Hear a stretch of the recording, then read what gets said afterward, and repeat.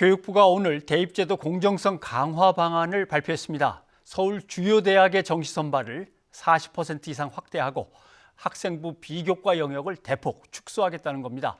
자세한 내용 사교육 걱정 없는 세상의 구본창 정책국장과 함께 나눠보겠습니다. 어서 오십시오. 예, 안녕하십니까. 자, 2022학년도 또 늦으면 2023학년도까지 정시 전형 비중을 40% 이상으로 확대하겠다.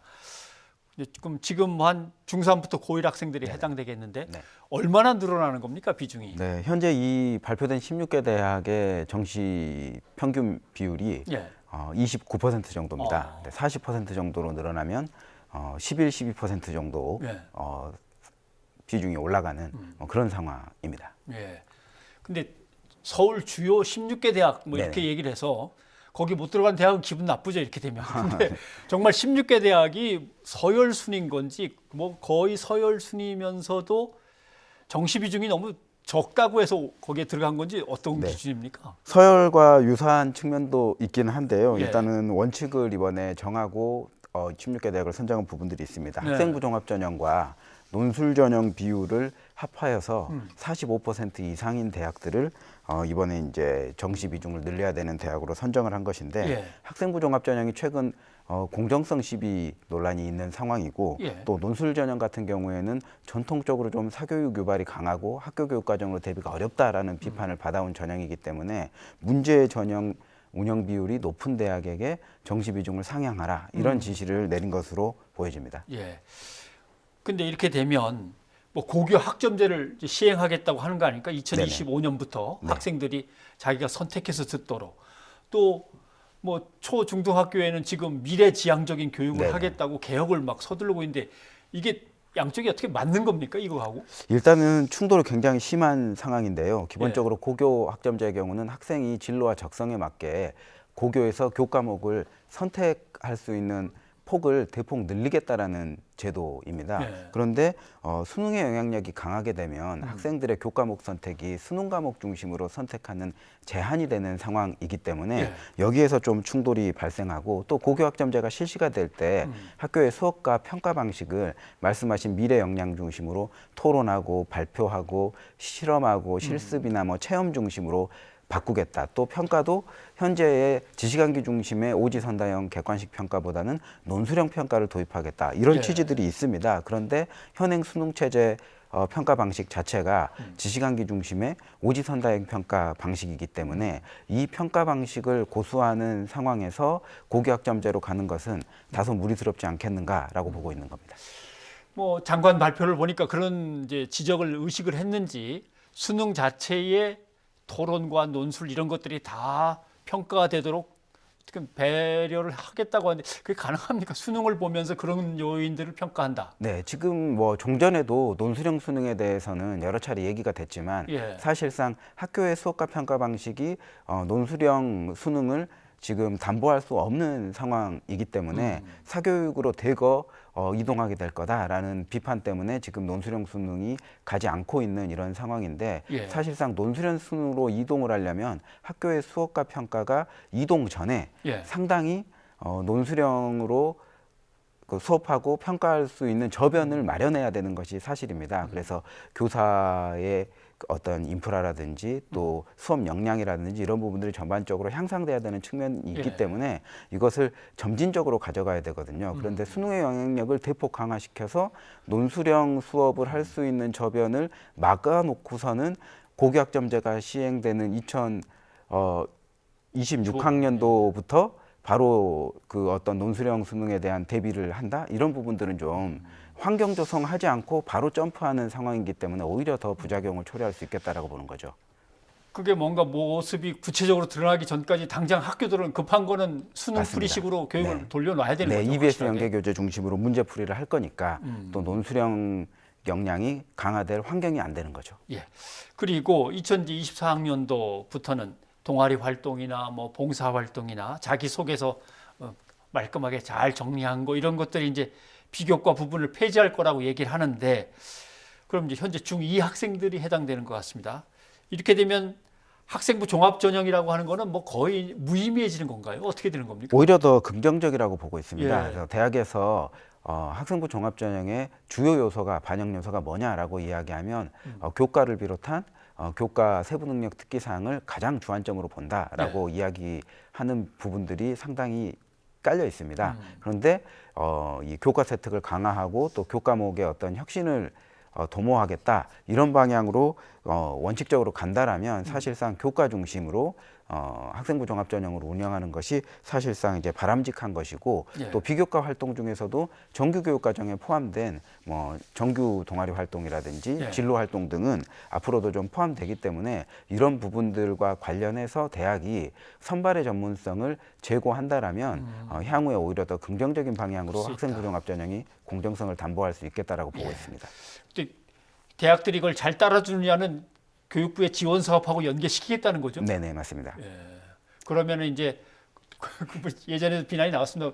결국 대학을 돈으로 부리는 거냐 뭐 이런 또 비난이 있는 그렇지만 이제 또 실제적으로 대입제도를 개선하는데 현실적인 유인책이 되고 있기 때문에 과거에 이 지원 사업을 고교교육 정상화 기여대학 지원 사업이라고 불렀습니다. 그래서 사교육 유발을 막는 전형을 축소 및 폐지하고 또 학교 교육과정을 반영하는 학생부 종합전형이나 학생부 교과전형을 비율을 늘리는 대학들에 대해서 재정 지원을 해주는 그런 지원 사업이었거든요. 그리고 또 수시에서는 수능 최저학력 기준을 완화하거나 축소하는 대학에게 또 재정을 지원하는 이런 사업이었습니다. 그래서 현실적으로 학생부 종합전형이나 교과전형 같은 경우에 입학사정관이 선발의 전문성을 가지고 참여하게 되는 부분들이 있기 때문에 입학사정관의 인건비라든지 또 고교와 대학이 대입과 관련해서 연계 활동을 할 수 있는 사업들에 지원하는 사업지원비로 예산을 상당히 편성해 준 부분들이 있었습니다.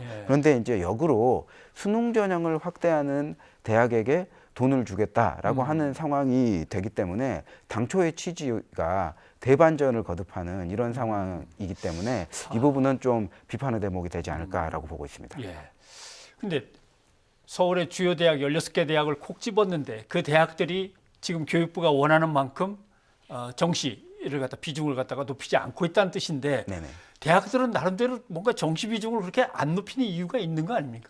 네, 일단은 뭐 정부가 재정 지원을 통해서 그간에 학생부 위주 전형의 비율을 높이는 정책을 펼쳤기 때문도 있겠지만 대학 스스로도 수능 중심의 한 줄 세우기 인재 선발보다는 학생부 종합전형이나 학생부 교과전형을 통해서 대학의 진로와 적성을 선택하고 또 전공적 합성에 맞는 어떤 학업 역량을 보여준 학생들 그런 인재들을 선발하고 싶다라는 어떤 대학의 욕구들이 반영되어서 지금까지 좀 비율이 증가한 측면들이 있습니다. 그래서 다시 이제 이런 부분들을 수능 중심으로 수능의 영향력을 강화시키는 방향으로 좀 정책을 펼친다라면 좀 그런 부분에서 좀 대학의 자율성이라든지 인재 선발에 대한 수요들이 좀 제약될 가능성들이 높다라고 보고 있습니다. 흔히 우리가 조국 사태라고 하는 큰 혼란을 겪으면서 사실 수시 전형보다 정시 전형 쪽으로 좀 여론이 기운 거는 있습니다만은 정부가 그래도 그렇지 지금처럼 말씀하신 것처럼 이렇게 대반전을 일으키는 것은 너무 좀 포퓰리즘 아니냐 이런 이제 지적도 나오는데 이건 어떻게 보십니까? 일단은 이제 현재 정부의 정책이 어떤 여론에 편승한 부분들도 있지만 이렇게 정책을 결정하다 보니까 생기는 가장 큰 문제점이 지금 정시 비중을 40% 정도로 얘기했지만 수시에도 수능 최저학력 기준을 적용하는 전형 비율이 상당히 높습니다. 사실 주요 대학은 뭐 35에서 40% 정도의 수시 전형 비율을 수능 최저학력 기준을 걸고 있는데요. 모든 조건들을 만족했는데 이 기준을 충족시키지 못해서 탈락하는 학생의 인원만큼 정시로 인원이 2월됩니다. 그래서 상위권 대학 같은 경우에는 이 비율이 뭐 적으면 3, 4%, 많으면 전체 선발 인원의 한 10% 가량도 2월이 되기 때문에 현실적으로 정시 전형을 40% 운영하라고 하지만 이것이 수시 2월 인원을 합치면 50%가 될 거고 또 수시에서 수능 최저학력 기준을 적용하는 비율이 30% 가량 되기 때문에 현실적으로 수능의 영향력은 상위권 대학 중심으로 봤을 때 한 50에서 70% 가량으로 대폭 확대되는 상황이기 때문에 이제는 뭐 사실 시체말로 학교에 닥치고 수능을 준비하라는 이런 신호를 주는 상황이기 때문에 이 고교 교육 과정의 그 운영 방향과 굉장히 좀 불협화음이 생기는 그런 문제가 지금 예상이 되고 있습니다. 좀 아이를 키우는 학부모 입장에서는 걱정되는 게 이러다가 또 진짜 사교육이 또 확 번지면 하던 걸 다시 뒤집어서 또 원위치 시킨다 이렇게 왔다 갔다 하는 거 아니냐 이런 걱정도 하는데 그런 걱정도 혹시 할 수 있는 겁니까? 뭐 지금 현재로서 봤을 때는 뭐 정시 확대 방안에 대해서 언급된 이후에 뭐 사교육 주가가 폭증한다든지 또 강남 목동 부동산이 급등한다든지 이런 현상들이 실제로 나오고 있고 또 이거는 부동산업자들이 언론 보도를 통해서 한 얘기인데 정시가 확대되면 학부모들은 사교육 인프라가 강한 강남으로. 사교육 특구로 옮기는 것은 당연한 정서 아니겠느냐라고 이야기하고 있는 상황이기 때문에 사교육 급등이나 이런 문제들은 피할 수 없는 상황이 되고 또 이런 상황이 연출되면 다시 과거처럼 수능 중심의 한 줄 세우기에서 다른 대입 제도로 가야 된다라고 이렇게 또 국민 여론이 형성될 가능성이 있거든요. 예. 그래서 이런 부분과 관련해서는 좀 정부가 중심을 잘 잡고 예. 향후에 실시하게 될 어떤 교육 개혁의 방향 또 고교 학점제와 연동되는 대입 제도를 정밀하게 고안할 필요가 있다라고 보여집니다. 무슨 설계를 잘 해야 되겠군요. 예, 오늘 도움 말씀 고맙습니다. 네, 감사합니다.